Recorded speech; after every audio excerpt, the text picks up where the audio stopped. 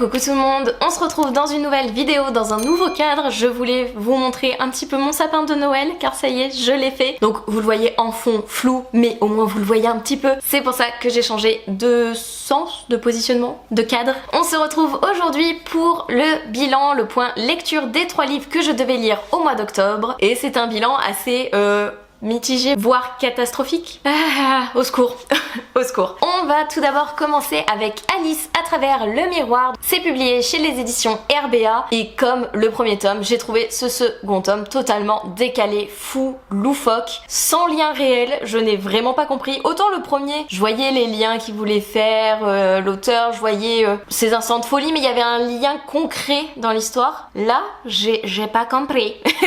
Tout simplement, je n'ai pas compris. Après, j'aime quand même pas mal l'histoire d'Alice au Pays des Merveilles. J'adore tout ce qui tourne autour d'Alice au Pays des Merveilles. Avec toutes les séries Netflix qui ont été inspirées d'Alice au Pays des Merveilles, j'ai beaucoup aimé le dessin animé, j'ai beaucoup aimé les films, beaucoup tout aimé. Mais vraiment, l'histoire, l'écrit et tout, c'est loufoque, c'est décalé, c'est déplacé, c'est... Ils sont fous. Regardez, là elle danse avec Tweedledee et Tweedledum, ou Tweedledum, j'en sais rien, je sais pas si vous voyez, de loin on voit mieux. Il n'y a pas de sens, il n'y a pas de lien, genre elle se dit pas, mais ils sont tous fous, ils sont tous décalés, je parle à des animaux, non, pour elle tout est normal, tout est... je sais pas. Elle doit marcher en arrière pour aller de l'avant, enfin... Donc ouais, je sais pas tellement quoi en penser, mais loufoque, décalé, c'est pas mon délire quoi, c'est pas mon délire. Après, je découvrirai quand même Alice au Pays des Merveilles dans sa version Minalima, normalement au mois de décembre, on croise les doigts. Et peut-être que ça me réconciliera avec l'histoire et qu'en fait c'est juste la version conte qui ne me correspond pas.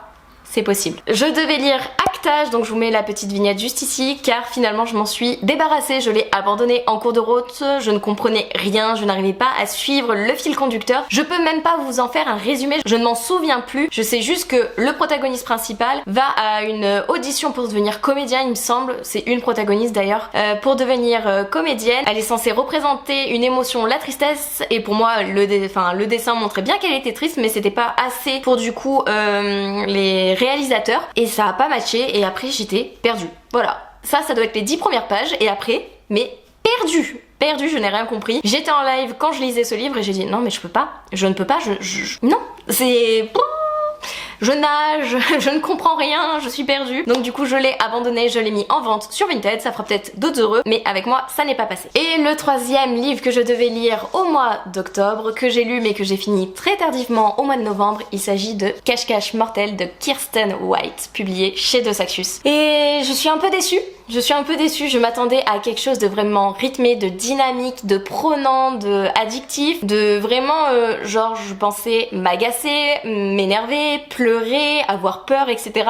Et non, je pense que j'ai mis beaucoup trop d'attentes sur ce livre et que finalement je suis déçue d'avoir mis tellement d'attentes. En fait, l'histoire en elle-même est bien. L'histoire en elle-même est intéressante, la fin est vraiment intéressante même si elle est assez ouverte et que j'ai eu du mal là-dessus aussi, mais ça aurait pu matcher avec moi, ça n'a pas matché. En fait, l'autrice du coup, dans son premier chapitre, c'est pas le jour 1, donc c'est une présentation, elle explique le déroulé, comment ça va se passer, les différentes étapes avant d'aller dans le parc d'attractions pour réaliser ce cache-cache. Et en fait, dans ce premier chapitre, on voit qu'elle a pas voulu faire d'autres chapitres et en fait, il y a juste un seul ligne pour dire on change de personnage, on change de lieu, on change de temps, de temporalité. Et j'étais perdue, je ne savais pas qui parler, à quel moment, quand, pourquoi, comment. Parce qu'en plus elle essaye de faire parler un maximum de joueurs qui vont participer au cache-cache mortel, mais il n'y a pas les liens. Non. Du coup on suit 14 protagonistes qui sont, comment dire, défavorisés, qui vivent à la rue, qui sont dans des foyers, qui ont pas de travail, etc. Qui ont vraiment pas d'accroche, pas d'attache, mais qui ont un petit quelque chose, mais ça on le devine très tard dans l'histoire. Et je trouve que ce mystère a été très bien gardé et qu'il est bien gardé et qu'il est bien trouvé et bien ficelé. Mais du coup on suit ces 14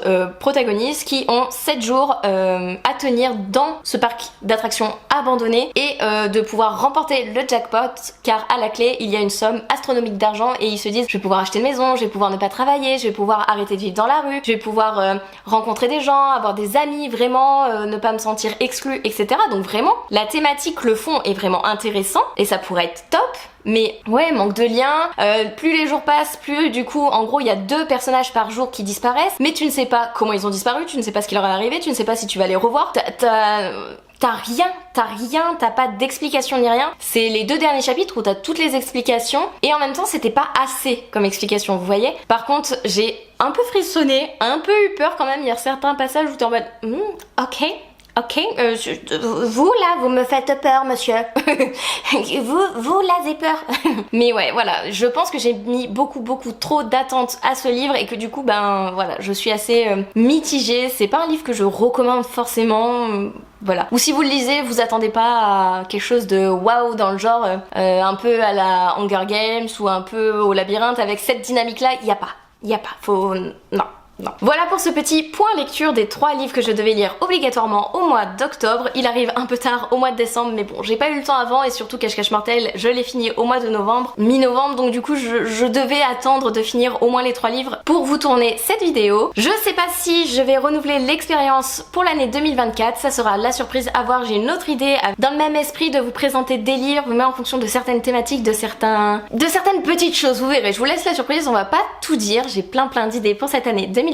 En tout cas, j'espère que cette vidéo vous aura plu. Si c'est le cas, n'hésitez pas à mettre un petit commentaire, ça fait toujours plaisir de vous lire, de répondre à vos commentaires. Mettez un emoji, n'importe lequel, celui que vous voulez. Je vous laisse, on se retrouve dans une prochaine vidéo. Bye!